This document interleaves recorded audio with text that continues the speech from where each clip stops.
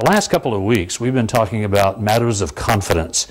You know, it's quite odd that that's one of our standard issues, you know, that we want to develop all the self-confidence that we can, and our self-esteem is important. But a couple of shows ago, we were attacking those premises and saying, oh, you better be careful. Not good languaging. Not good languaging.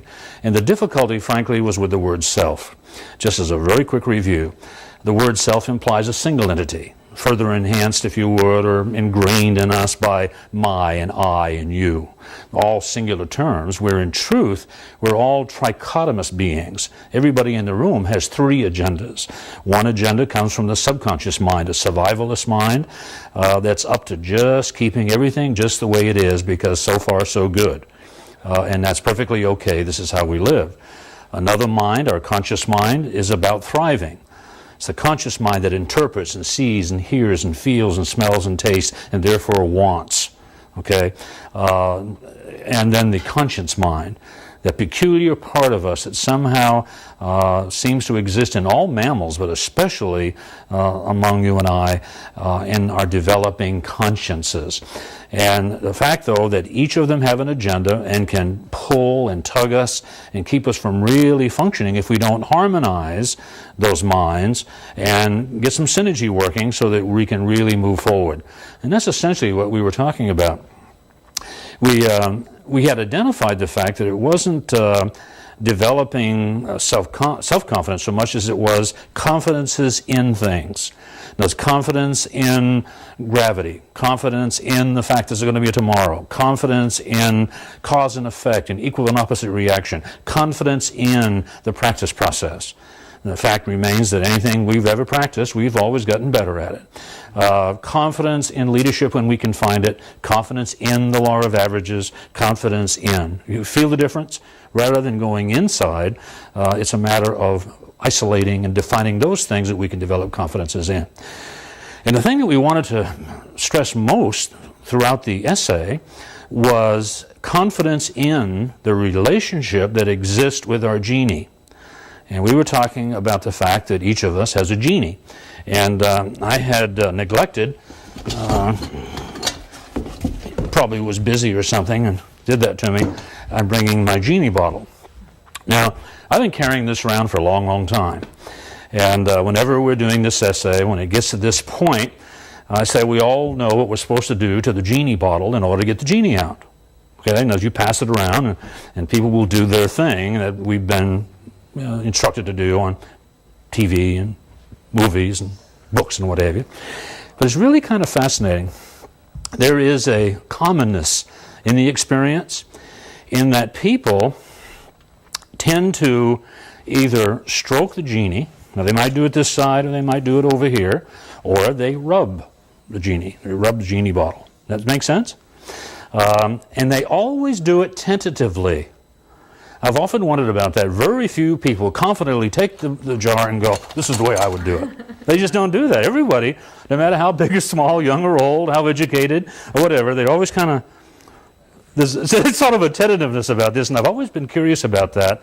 But yet it's the same way that we treat our own minds. We're tentative, hesitant, unsure. You know what I mean? Yeah, and so maybe there is a good parallel here. Now, everyone, I'm talking thousands of people, have stroked the lamp this way or they've rubbed it. And it's been my delight over the years to say that's not the right way to do it. It's not the right way to do it. There's a genie in here that in truth can be activated only if you take a moment, get conscious, perhaps by grabbing that handle first and then stroking it that way. Stroking it that way. You feel the difference? There is a difference there, okay? Now, if indeed that's what is going to be what activates the genie, and you've been stroking it this way, or you've been rubbing it, what would you start doing right away? I mean, I'd take a moment and think, and start stroking it the right way, wouldn't you? Yeah, no question. However, there's some things to consider in doing that. The genie is already conditioned. In other words, if you've been stroking it this way, it probably hasn't been very cooperative in giving you all the things you dream of, would like to have, wish you had, and what have you. And if we address him about it, he says, well, of course not. They've been rubbing me the wrong way. You've heard that expression. And if indeed the genie was activated by this kind of stroke, and you've been doing this, or even worse perhaps this. Imagine that genie inside, the feelings that he's getting.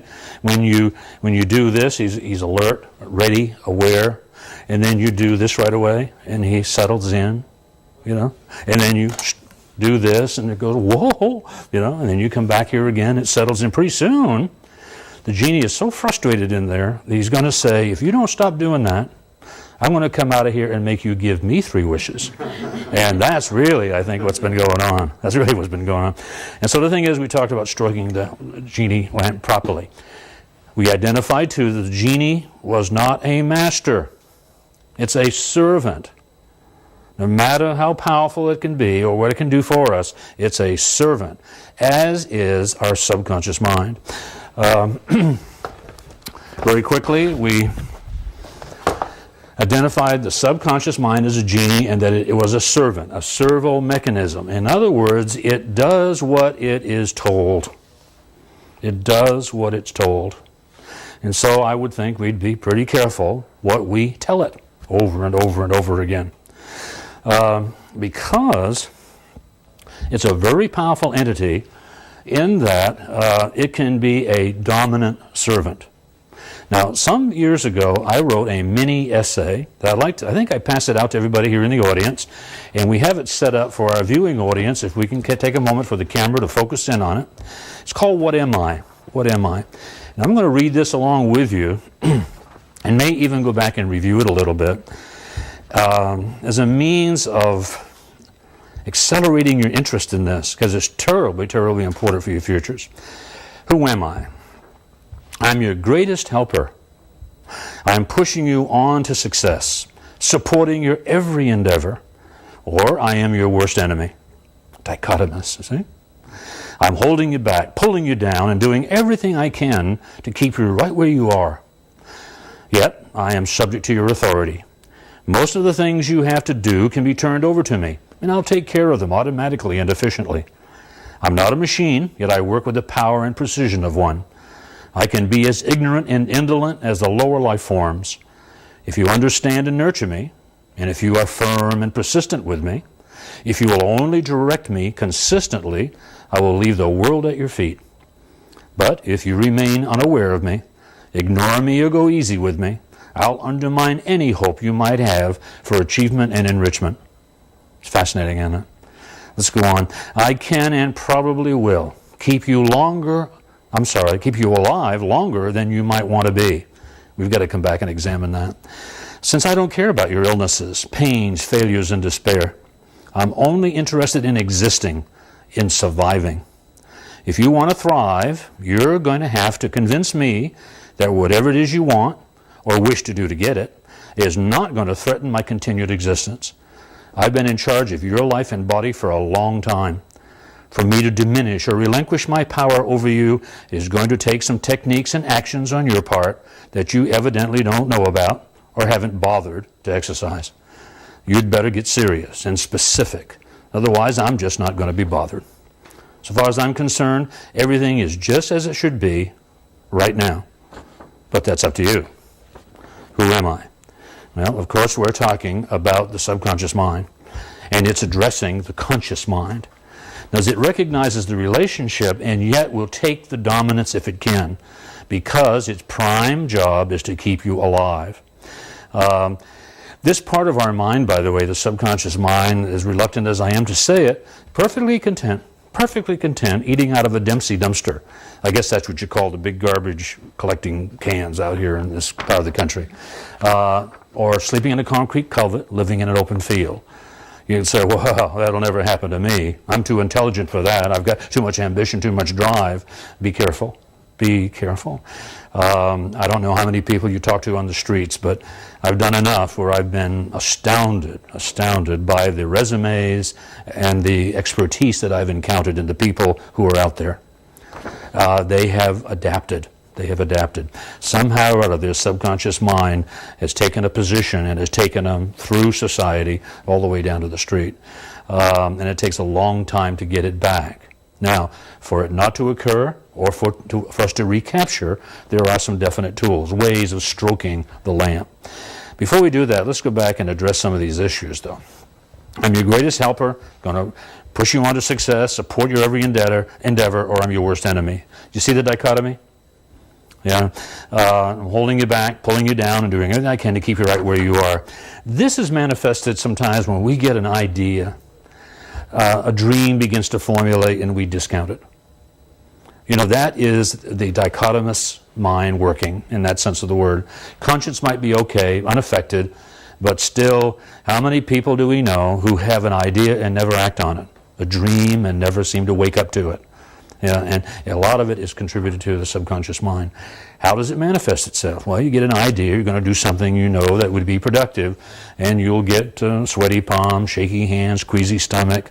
You know what I mean? You'll be nauseous. I call those rats and roaches. Rats and roaches. However, our subconscious mind is highly adaptive. And if we stroke it properly, those rats and roaches turn into bunnies and butterflies. The very thing that we were most frightened about become our favorite things to do once we've made the adjustment and then the adaptation. It's fascinating the way the mind works. It's good news when you begin to realize it. There is something in here. Most of the things you have to do can be turned over to me. We don't do anything well until our subconscious says, got it, I'll take care of this now, which allows you to grow further. You know what I mean? That allows you to go on. But understand that the subconscious can only do efficiently what it's already done. For example, in driving a car, if we drive to work the same way every day, well, subconscious kind of takes over. As you've noted, by the way, driving right by your exit when indeed you want to go a different way this morning. Ever done that? Yeah, or you drive 100 miles and can't remember the trip. Well, the subconscious is taking care of that for you, and thankfully nothing unusual happened. But see, if you allow that to occur, you're driving unconsciously, and that's when people die. Something different occurs. You know, someone steps out in the road or a car skids and all of a sudden everything goes haywire. That would not occur if you were in command or driving consciously. It's kind of a strange relationship, and yet we have to let it take over and assist us.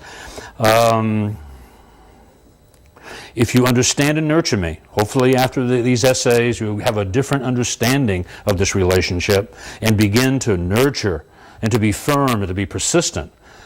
Conscious mind to the subconscious, because it's the conscious mind that you want in command, because that's your intellect, your cognitive ability. You got to direct consistently and directly. I will leave the world at your feet, but if you remain unaware, ignore me, or go easy with me, I'll undermine you. Now, I can and probably will keep you alive longer than you might want to be. What does that mean? There are a lot of people out here, surely you must know, who would like to die tonight. A lot of people who are racked with pain, they're tired and they're old and they want to go.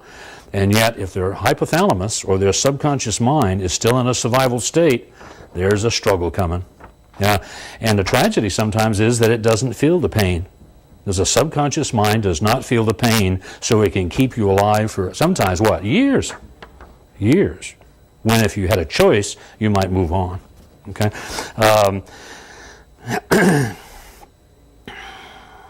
If you want to thrive, you're going to have to convince me that whatever it is you want or wish to do to get it is not going to threaten my continued existence.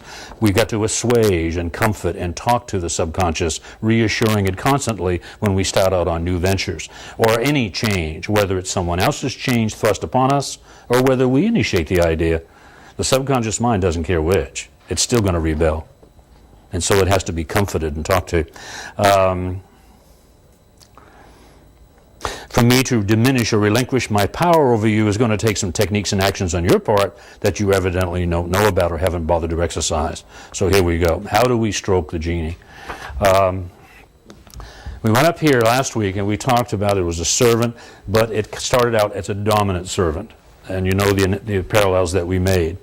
A dominant servant talked to in a militantly adamant way, directly with force, that can't get away, can't quit or resign, eventually will become a reluctant servant. It'll begin to do what you want it to do in order for there to be some harmony in order to survive. And by continuing, the reluctant servant may become cooperative and eventually contributive. Now we said, how do we do this? How do we stroke our subconscious genie? okay, so that we can make these things happen in our favor. Years ago, 1957, I was first introduced to these concepts in a book called I Can by Dr. Ben Sweetland. Now, let me repeat that so you can write it down. It's I Can by Dr. Ben Sweetland, and it's a primer for this kind of thinking, this kind of behavior. The day I got the book, I might have mentioned this a couple of shows ago, but the day that I got the book, I was 1,200th manager out of 1,500 managers with Alcoa internationally at that time. 90 days later, I was number one. Same product, same price, same city, same wife. All the denominators were the same, except there was what I now call a psychic shift, a different understanding, a utilization of a different tool, a whole different way. In other words, I was able to take my conscious mind and begin to put it in command at that time.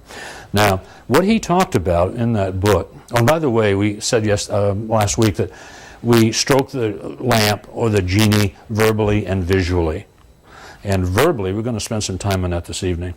The verbal stroking, if you would. The first thing that Dr. Ben talked about, or Dr. Ben Sweetland, was auto-conditioning. Auto-conditioning.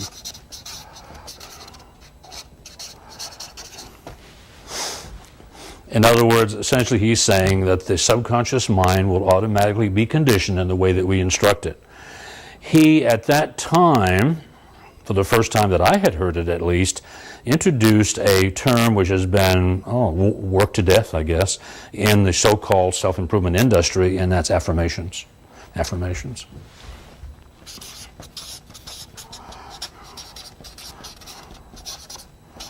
Now, an affirmation, at this point at least, we'll identify as a first-person singular commentary that comes from within oneself.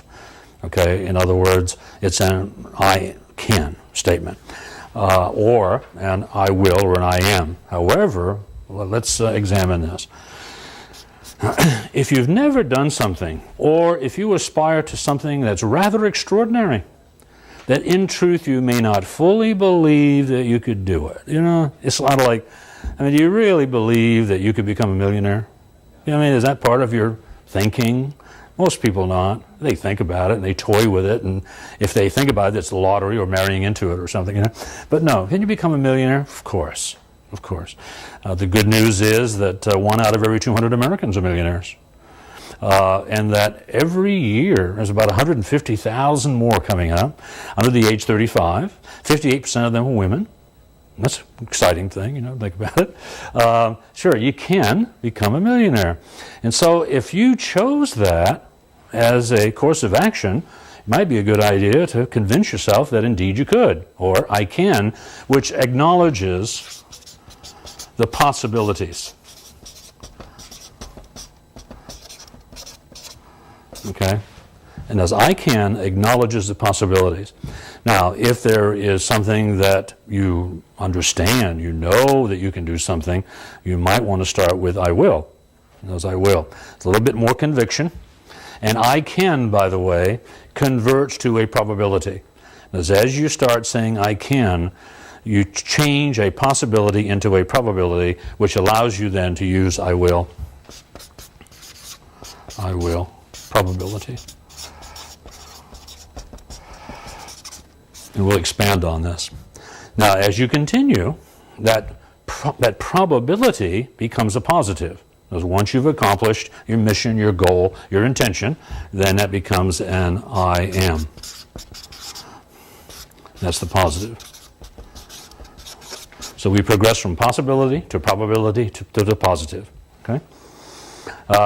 My first experience was with needing to accomplish, to distinguish myself in the sales environment I was in at the time. And like I say, I was 1,200 out of 1,500, not a very good job. But I started saying, I can be the #1 field counselor in the United States. Now, if I did that, it would solve all those reserves that I had about leaving the military and going full-time. I'd have had the income, the reputation, the organization, and the whole thing. So I can. Now, a lot of people say affirmations don't work. Well, of course they work. They've always worked. For example, do you know anybody has trouble getting up in the morning? Anybody that? You understand that's why. In other words, a person has trouble getting up in the morning. I'll bet that hardly a day goes by when they don't address that in their mind. Oh, I have trouble getting up in the morning. I don't like getting up in the morning. All this kind of stuff. It just goes on all the time. No, that's an affirmation. I was standing with someone in Lancaster County one day up in Pennsylvania, and that was the messiest desk I think I'd ever seen. If we had a contest, I think, it'd be close, but I think he'd have won. But anyway, he made a comment about that. He said, "Boy, I got a messy desk." His name was Barry Gosling. Remember, just like yesterday. And I said, "Well, you understand that's why?" And he said, "Well, you mean if I said I had a clean desk, I'd have one?" I said, "Well, think about it. Probability's there, isn't it?" Yeah. And by golly, he started on it, and he became really organized. He had a place for everything and everything in its place. And I talked to him after, it's been 12 to 15 years. I talked to him, I think, maybe a couple months ago. And I said, "Hey, how you doing with the old organization of the desk and other things?" And he says, "You wouldn't believe it. You'd be proud of me." Yeah, he mastered that. He just changed his perspective about that. And he began to condition his mind. I can, I will, I am organized. It was important to him. These things have to be important to you, by the way, otherwise you're not going to mess with it. That makes sense? You're not going to toy with the mind that way. Affirmations. There is a way of strengthening them. Some things about this. One is to make a lot of them. Now, write down a lot of affirmations. What is it you want to have, to achieve, to do, to be? What characteristics you want to develop? What emotional states do you want to be able to master? What do you want to have? And make a long list of things. And it doesn't hurt to go back and look at the list once in a while, but as you're examining the lists, begin to look for the one thing that if you accomplish that would be the most meaningful to you. For example, to me, in 1957, being number one field counselor, solved all kinds of problems. I had a fairly lengthy list of affirmations, but boy, if I'd had that one, the other ones would pretty well fall into line. Okay, so that was the one. Have a lot of them, pick out one that's important, and then start. Now, what does that mean, start? An affirmation, the reason a lot of people find they don't work is they don't make affirmations. They make an occasional comment. For example, oftentimes I have a habit of calling people when they've been through the seminar series and what have you and say, "Do you have any questions, anything we can develop?" And then sometimes I'll challenge them. I'll say, "By the way, how are you doing with your affirmations?" They say, "Oh, great." I say, "Well, what is your affirmation?"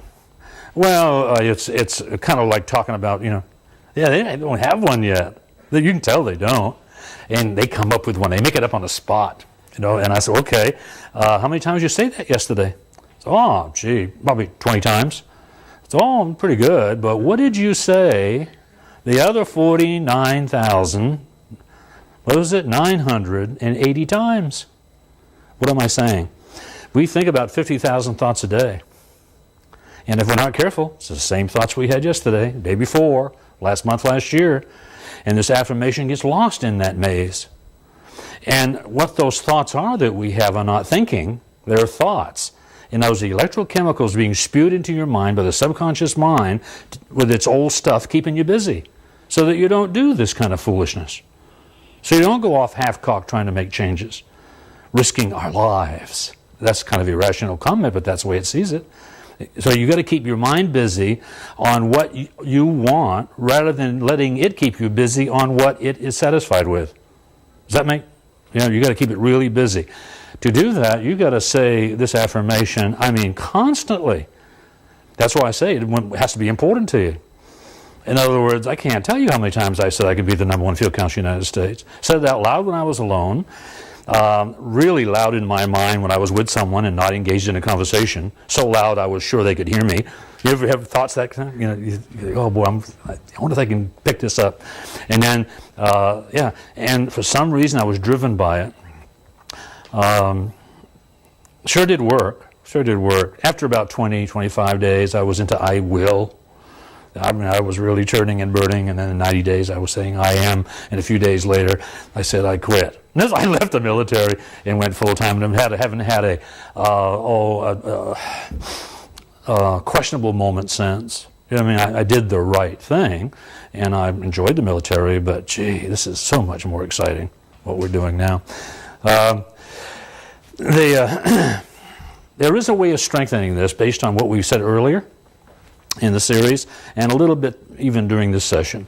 How can you see we might strengthen that? I can, I will, I am. I'm suggesting you change that to a we. We can. In other words, when you say we, you're checking in on your trichotomy. You know, you're acknowledging that there's a team here that has to be coordinated, the subconscious and the conscious and the conscience mind. When you say we, don't you have a better chance to? I mean, there's strength and safety in numbers. And so we can, we will, and then we can say we are. We've accomplished. I tell you, there's a lot more to cover here. I can't believe that we've shot through this show already, but I appreciate your being here and for you dropping by. And if you'll tune in a half hour earlier next week, you'll catch the whole show. You know, they always say, same time next week? No, it's a half hour early. So anyway, get away and make it a good day for somebody. Make it a good day for somebody. That way 2 people would have had a nice day.